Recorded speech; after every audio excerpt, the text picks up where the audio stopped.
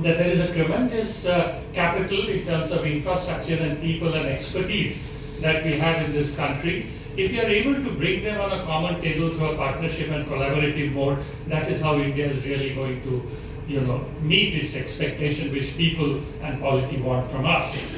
There is a clear indication, I must say today, from the polity, from the leadership of the country, that our academic institutions need to open their doors completely to have more and more industry partnerships.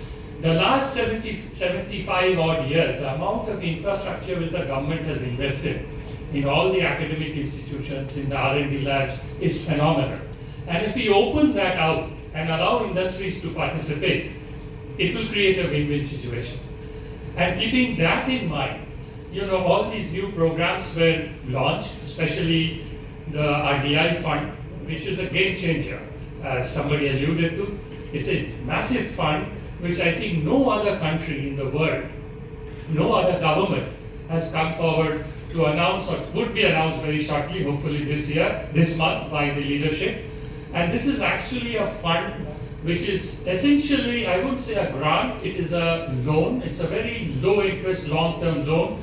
And in fact, it could be even, a nil interest loan, which will be given to the industries.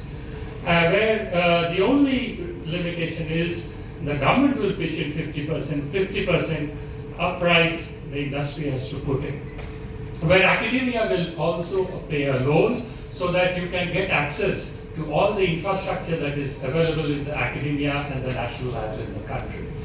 And I think, so this is one of the important things that came out. We also brought out the various national missions, right from semiconductor mission to technical textile mission to the AI mission, the drone mission, all those missions that you see today, the opening out of space, where the role of industries, where we make them as a prominent factor in this.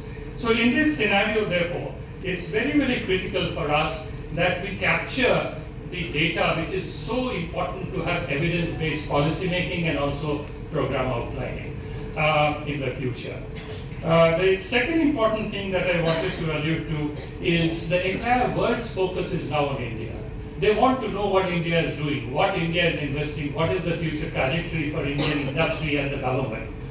And therefore, we are also committed to provide this data to the international bodies. I must say that last 3, 4, 5 years, there's been a gap in this data. Because of several reasons. We actually moved from a physical method to a digital method now. So this gap is really creating a worry for us, and therefore the timeline to be followed in getting this data is very, very important. And therefore in this national process, mind you, this is a mandate of DST to collect this data, but this is a national exercise. While we do so, we take all our sister ministries, both the scientific and the line ministries on board while we do this exercise. Whereas we will be ensuring that right from strategic and non-strategic sector, right from defense, space, atomic energy, and the non-strategic sector, including the line ministries, are brought in this fold. Another important policy decision which we took from this paper, from this study we did, was three important things that we did. We mandated state governments to have an R&D fund. So now, which was not actually captured, now all the states have an R&D fund.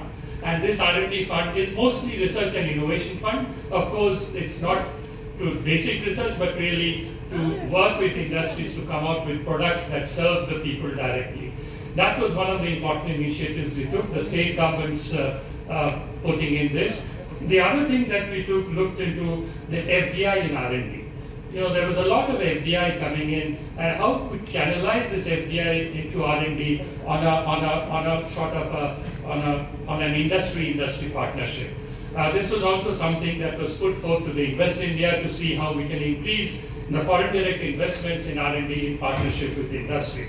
So what I wanted to allude to you, the third thing that we did from the Office of PSA during the COVID time was the CSR fund. The CSR fund was for the first time opened out for investment in research and innovation.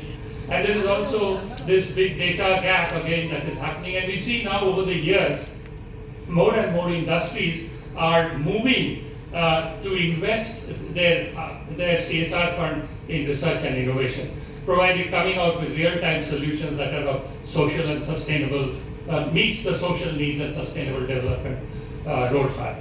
So these are some of the policy interventions that we did, and the opening of space, the drone policy, the opening of the geospatial policy that has made a sea change.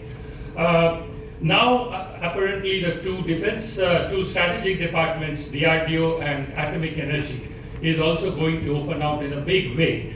The DRDO opened the Technology Development Fund, and that fund is totally dedicated to have industries participate in this. The IDEX program, which is a great success program of the defense production, came out of this exercise that we did. So what I wanted to allude is the importance of this data, which is critical for us to do a progressive planning. But in this whole exercise, the participation of industry as a stakeholder has to be there from day one. So my basic request to all of you who are here, only limited number, please be the messenger to this exercise.